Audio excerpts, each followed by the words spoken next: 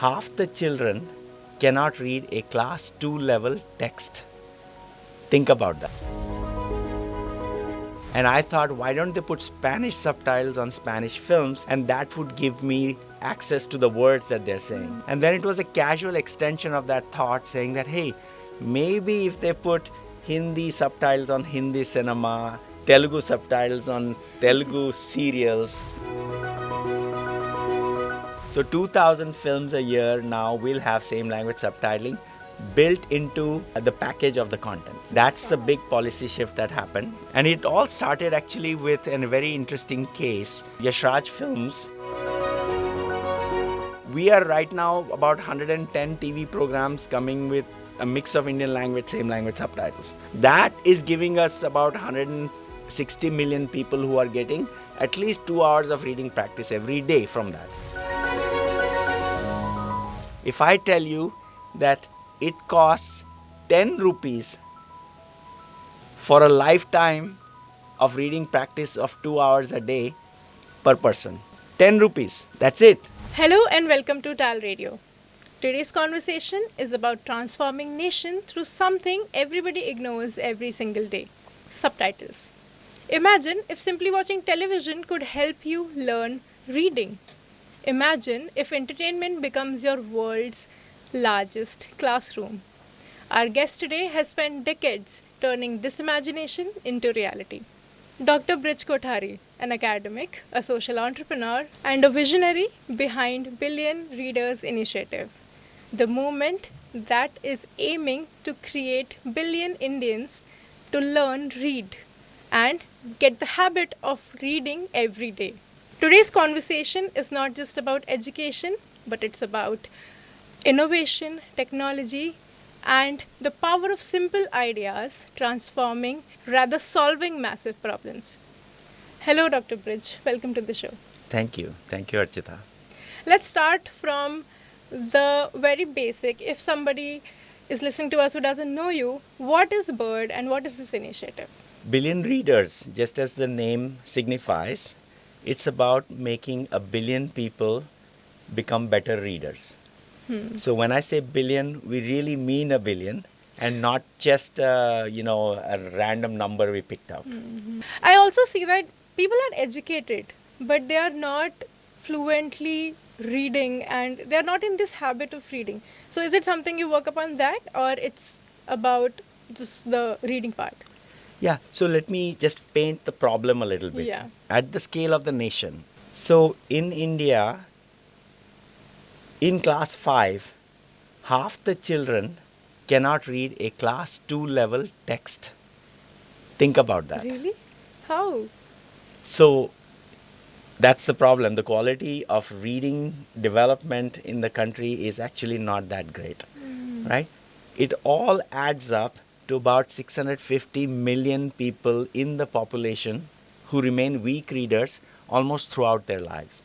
So if you don't become a decent reader by class 5, chances are that you're going to live out the rest of your life as a weak reader and your reading skills are going to go deteriorate further and further. Now, this is a challenge of nation scale. You know, reading is an interesting challenge. We can all do it for our children. So it's easy to make an individual become a good reader. But when you think of 650 million people who are weak readers, how do you then get them to become better readers? So that's the challenge that we took on. And one other thing I would paint is that it is directly linked to the economy. When you improve the base of reading skills of a country, it has massive impact on the GDP, massive impact on the human resource base, including the competition that is there at the top becomes more fierce if your base is up. Wow, okay. But I'm still stuck there. That 5th standard student is not able to read 2nd standard level of reading. So you mean that they're educated, but they're not reading like in fluency? So they are not able to read, for example, the headline of a newspaper or a newspaper article. Now, if you're not at that level, then chances are you're not processing information. All the information that almost all of us say is in the palm of our hands today is inaccessible at some level. So sure, there are tools that can turn text into audio, etc., but you're still compromised in terms of also your sense of self-empowerment. How do you then go and talk to officials if you're feeling that you can't read properly? And I also hear that you help people read through subtitling. Tell us more about that. Yeah, it really all started off as a casual experience. I was a student in the US. I used to watch Spanish films to learn Spanish, and they all came with English subtitles. And I thought, why don't they put Spanish subtitles on Spanish films? And that would give me access to the words that they're saying. And then it was a casual extension of that thought, saying that, hey, maybe if they put Hindi subtitles on Hindi cinema, Telugu subtitles on Telugu serials, Tamil subtitles on Tamil cartoons, it'll give the entire population reading practice, and importantly, without even thinking about it. That was the basic genesis of the idea. And then I did some research. This is 1996 to see if this was so simple and intuitive. Maybe it's already done, either succeeded or failed or whatever it is. And to my surprise, nobody in the world had tried to leverage subtitles for mass and population scale reading skill development. That began this journey of now 30 years, where we started first with academic research at IIM Ahmedabad to see whether this works, and the results were very good. And then we took that to policy, and then now policy has moved and accepted same language subtitling, and now we're in the phase of policy implementation at quality. So each of these phases can really be about 10 years. Yeah, I hear about the policy part as well. That you have managed to change the policy. How did it go, and what actually has changed now, and what was it earlier? Yeah. In India, generally, there was no requirement for having any subtitles on any content. Now, what has changed is, as of this year, on March 15th, 2026, all films in the country are required to deposit a same language subtitle file to the Central Board of Film Certification. Otherwise, CBFC will not certify that film. Wow. That is in all Indian languages. So 2,000 films a year now will have same language subtitling built into the package of the content.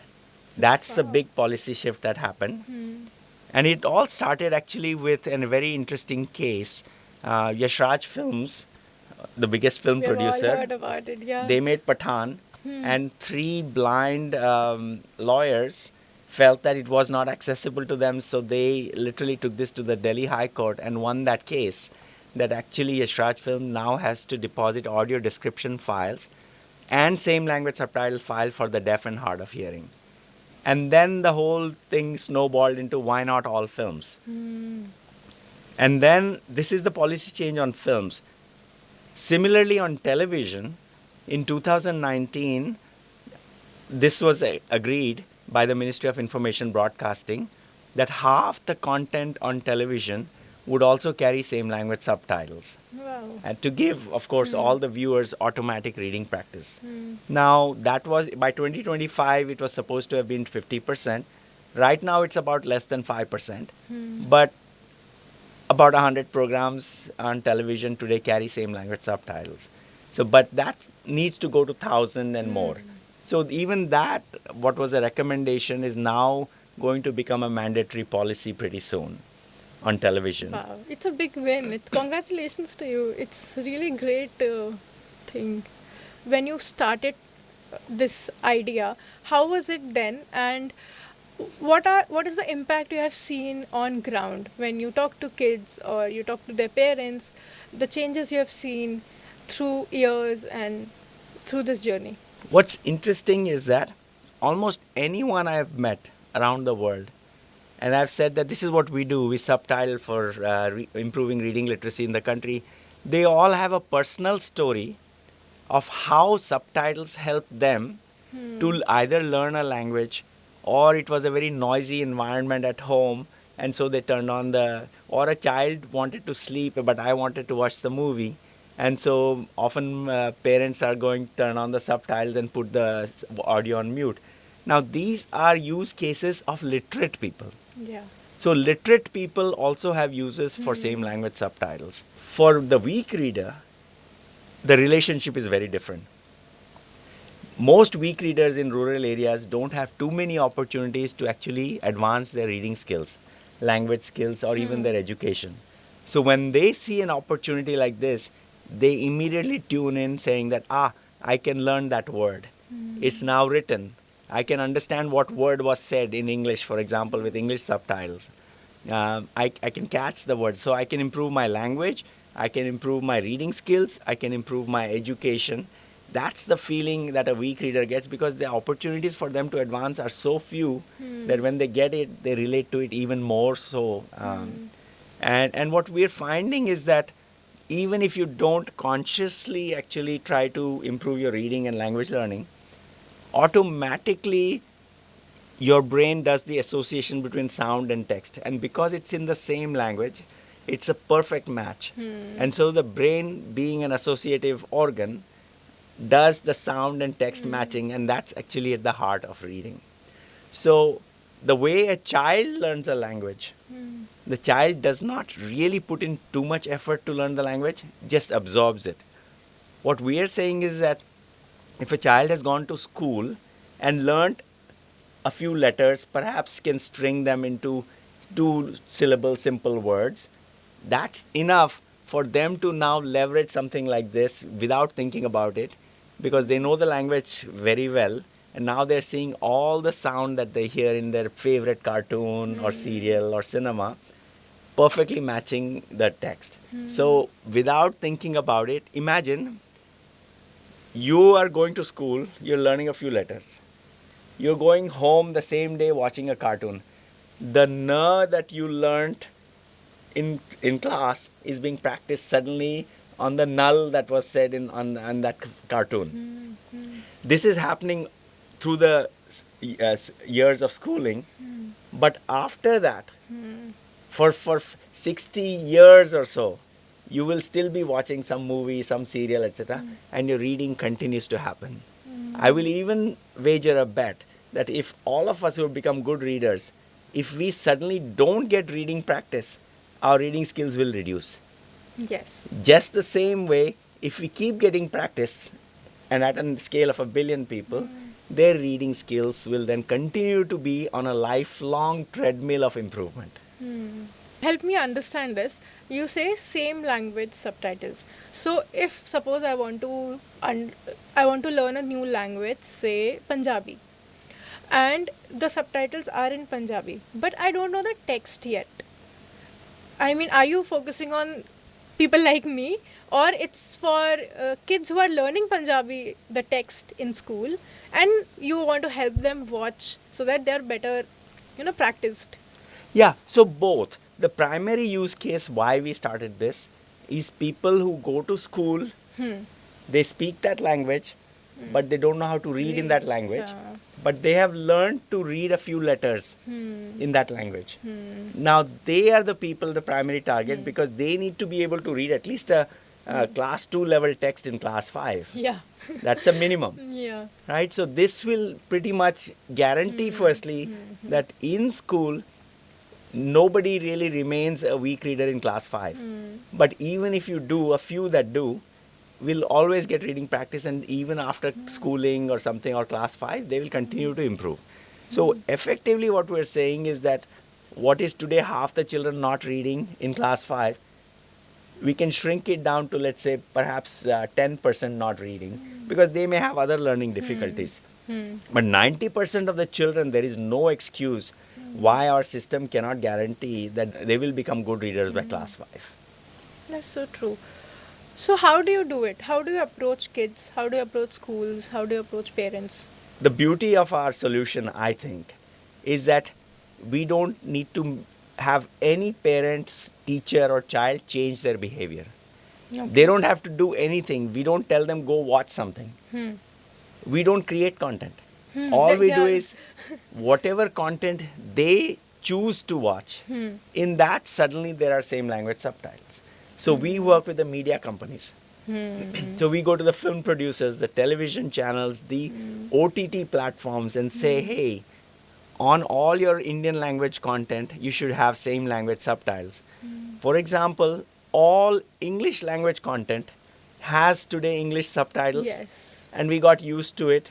Yeah, yeah. That's what I was actually thinking about when you're talking about subtitles. Even in cinemas, we have subtitles now. Correct. So some of it is because of our project. But the thing is that English on English, we have almost taken it for granted. Yeah. But why not Telugu on Telugu, Hindi on Hindi, and all Indian languages like that? Because that becomes a reading. Look, you will go for a limited number of years to school. Yes. And even those years, you'll spend a lot of time at home watching 2-3 hours of content every day. Yeah. Now, 2-3 hours of content every day for 70 years, half of that, even if we turn into some reading skill improvement, you have raised the reading skills of the nation. So it may seem extremely simple as an intervention, but the important thing here is that it should happen. It should happen at quality. This is extremely important. If you can subtitle very small and nobody can read, what's the use? So you have to give extremely careful attention to what should be the spacing between words. For a weak reader, can they understand that one word has ended, another word has begun? Right? Wow. Right? Very small things, but Small very thing. important. Font size, font thickness, Font type. the length of the phrase that is available. All of this, there's some care and thought put in. Then only the reading advantage comes. Now imagine a single mistake goes on in a sentence. It is seen by 50 million people. Yeah. So that is one mistake is actually 50 million mistakes if you think about it. Yeah. So yeah. that's the care with which you have to make sure that it's 100% accurate and perfectly designed. When you started this initiative, what are the things you felt that the traditional education system was not able to provide?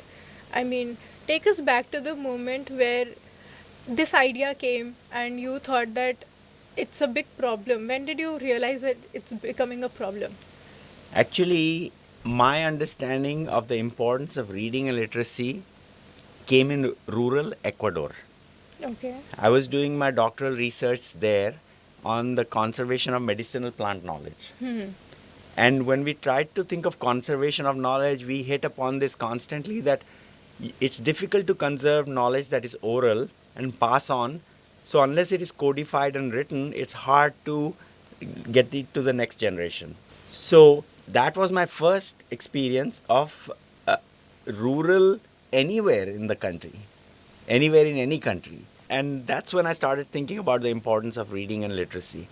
So when I first joined IIM Ahmedabad in the Center for Educational Innovation and started researching this, what we used to do is go to bus stops, railway stations, and put 2 TV sets and play, let's say, a film song with the same language subtitles on one TV and the same film songs exactly without the subtitles. And we used to just ask people which one you like. And most people would say, we like the one with the subtitles in the same language. Why? Because now we can know the lyrics of the song. Many times you just know the antara, but you don't know the other words. So in songs, there was an automatic interest that people had. So originally, we first said that, hey, all the songs in the country at least should have same language subtitles. Then when it moved into policy said, why not dialogue also? So that's how we went from the initial idea of same language subtitling on songs to everything same language subtitled. AI is changing a lot of things and it's changing rapidly. I'm sure it is showing up in reading habits as well. What have you observed about AI and what do you think in coming next 5 to 10 years, what's gonna be the situation about reading and the practice of reading? So AI, by and large, when it comes to reading skill development at the foundational level, AI can amplify. It cannot replace. Okay. So it's not like, we give a cell phone to somebody with some AI tools and that person will become a good reader. No.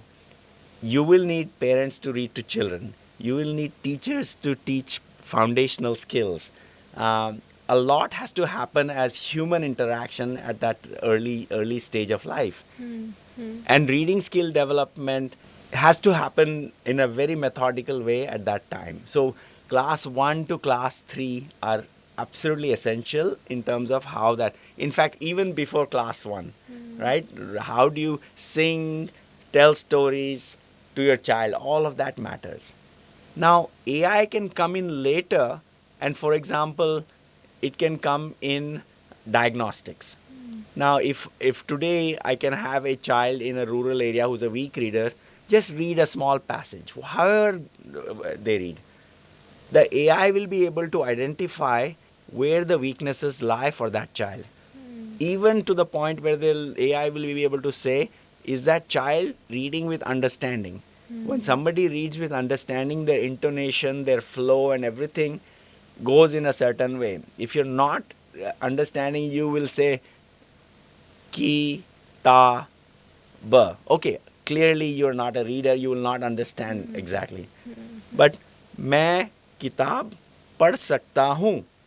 You can say that person is fluent enough and can understand, right? So AI will pick up those nuances. Then the AI can suggest, okay, I see that your fluency is at a certain level. Your reading list of children's books should be this. So AI can customize and personalize the kind of inputs that that child needs. Can inform the teacher also. Today, a lot of teachers are kind of clueless at what level their children are in the. That's why they're not paying attention. No, they're teaching to the entire class when actually you should be teaching to the right level. There's a whole program globally, Teach at the Right Level, that Pratham started. So those kinds of challenges, AI can come in and support and help. But what none of these solutions have solved is lifelong reading practice engagement without making any extra time. So just as we breathe in the air, we don't think about it. Can reading also become like that, where you're kind of reading almost on such a regular basis that you're not really thinking about it, but because your skill is being practiced, it will improve. So that's where I think the importance of popular culture comes in. I'll give you another example. Foundation literacy and numeracy also has numeracy, not just reading. Thinking along the same lines of subtitling, could we not leverage, for example, cricket and the passion that the entire country has, 1.4 billion people for cricket, to teach basic math? Wow, okay. Anybody who watches cricket automatically is processing some number. Yes. Run rate kya hai? All of these things are being processed naturally. Can we now take that natural thing that is happening at a scale of 1 billion people and start layering on, perhaps gamify it, perhaps you're using an app where certain questions come in and 20, 30 million children are trying to solve it to win a prize. Now that you've gamified it and you've made sure that your mind is constantly active in those ways. That's very, very fascinating, and they're so small but so important and intertwined with our world that ignoring is easy because it comes. I mean, it's very tiny but the impact is humongous, I think. Yeah, people ask us actually, what is your technology? Like, what do you solve? Actually, there is nothing new in our technology. Subtitles existed for the last 60, 70 years. Television has been existing for a long time. We're just combining it in an interesting way that was not done. So, in a sense, the technology that we are leveraging is actually people's passion. People have a passion for the entertainment content that they consume. 2-3 hours a day for 70 years. If you consume anything, that is valuable to you. Yeah. There is passion there. Yes. Otherwise, you will not consume it. True. You mentioned that your mission is to create 1 billion readers. How much has it conquered? Has it been conquered? And how can people join you in this mission? So our interventions never have a linear effect. It's not that today we do 1 million, tomorrow we do 2 and 3 and 4. We'll never get to billion. We are exponential in the way we think. For example, if tomorrow all of television had same language subtitles, all of OTT streaming platforms had same language subtitles, all of cinema had same language subtitles, we are not needed. At that moment, 1 billion people are getting reading practice, and we've achieved our goal. That's why policy is so important. That because only policy can make the entire industry do same language subtitling. Right? Now, how much have we achieved so far? We are right now about 110 TV programs coming with a mix of Indian language, same language subtitles. That is giving us about 160 million people who are getting at least 2 hours of reading practice every day from that. That will go to 1 billion in 6 months if all the policies are implemented. Right? So we are not going to go in a linear fashion. We will go into, and another thing, Archita, we didn't talk about is the cost. Yeah. Cost of this. Now this will perhaps shock some people. If I tell you that it costs 10 rupees for a lifetime of reading practice of 2 hours a day per person. Wow. 10 rupees. Okay. That's it. And I'll tell you how, because once the industry, all the content producers and everybody does it, the job is done. It is not like you need money every year, so and so. So you can literally achieve this in 5 years. And then ensure that reading will happen forever for the future of India. Wow. Yeah. But I think the cost of media houses will increase because they'll have to put extra effort, hire people to do the subtitling. Yeah, and it's a good question, because here's where there's a slight myth that it is costly.